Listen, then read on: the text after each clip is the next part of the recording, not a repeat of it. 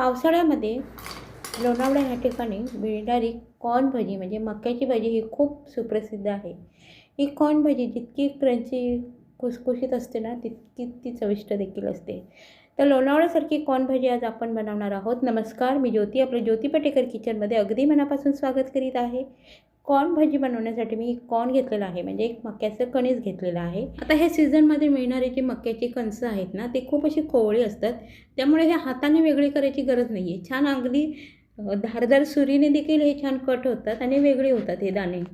हे कणसाचे दाणे आपण एका बाउलमध्ये काढून घेऊयात आणि त्यामध्ये भजीसाठी लागणारं बाकीचं साहित्य घालूयात.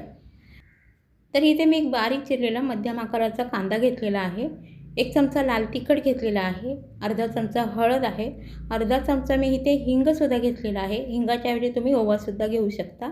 त्याचबरोबर 1 चमचा मी मिरची आणि लसणीची पेस्ट घेतलेली आहे, 1 चमचा जिरे घेतलेले आहेत. त्यानंतर ह्यामध्ये चवीनुसार मीठ घालायचं आहे. भरपूर अशी बारीक चिरलेली हिरवीगार कोथिंबीर घ्यायची आहे. छान मिक्स करायचं आहे हे सर्व. आणि आपल्याला इथे मी 1 कप बेसन पीठ घेतलेलं आहे. तुम्ही तुमच्या अंदाजाने तुम्हाला जितपत लागतं आहे ना तितकं बेसन पीठ घेऊन हे असं छान असं चुरून घ्यायचं आहे. शक्यतो हे लवकर असं मिक्स होत नाही. थोडंसं कोरडं वाटलं नाही हे मिश्रण की आपल्याला फक्त 1 ते 2 चमचे पाणी घालायचं आणि पुन्हा एकदा छान मिक्स करायचं. जास्त हे जे मिश्रण आहे म्हणजे हे जे बॅटर आहे भज्यांचं ते जास्त असं सैलसर करायचं नाही, थोडंसं घट्टसर ठेवायचं आहे. आता ह्या भजी आहेत ना ते आपल्याला तळून घ्यायचे आहेत. त्यासाठी मी एका कढईमध्ये छान तेल गरम केलेलं आहे, मीडियम केलेले आहे गॅसची फ्लेम आणि मीडियम आचेवर म्हणजे मध्यम आचेवरच हे भजी छान आपल्याला तळून घ्यायचे आहेत. हे जे भजी आहेत ते अगदी छोटे छोटे तळायचे, जास्त मोठेसुद्धा नाही, त्यामुळे ते खूप क्रिस्पी होतात आणि कुरकुरीत होतात. जास्त वेळसुद्धा लागत नाही, अगदी 2-3 मिनटात छान सोनेरी होतात आणि मस्त असे कुरकुरीत क्रिस्पी आणि क्रंची होतात.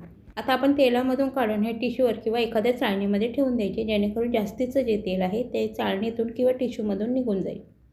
राहिलेले भजीसुद्धा अशाच पद्धतीने तळून घ्यायचे आहेत. आता हे जे शिल्लक राहिलेले भजी आहेत म्हणजे अगदी शेवटी आपल्याला जे भजी तळायचे आहेत त्यासोबत मी मिरच्यासुद्धा तळणार आहे. 3 हिरव्या मिरच्यांना मी मधोमध चिरा मारून घेतलेला आहे, त्यामध्ये मीठ भरलेलं आहे. मिरची खूप खायला छान लागते ह्या भज्यांसोबत. आता ही मिरची तळली की आपण तेलामधून काढून घेऊयात आणि त्याचबरोबर आपले भजीसुद्धा छान तळून झालेले आहेत, हे सुद्धा काढून घेऊयात. तर इथे आपले कॉर्नचे भजी छान तयार झालेले आहेत. हे जे भजी आहेत ते चहासोबत खूप छान लागतात किंवा हिरवी चटणी टोमॅटो पेच्याबरोबरसुद्धा खूप छान लागतात. तुम्ही एकदा ही रेसिपी जी आहे ती एकदा नक्की बनवून पहा आणि मला कमेंटमध्ये नक्की कळवा. आजची रेसिपी जर तुम्हाला आवडली असेल तर रेसिपीला लाईक करा, शेअर करा.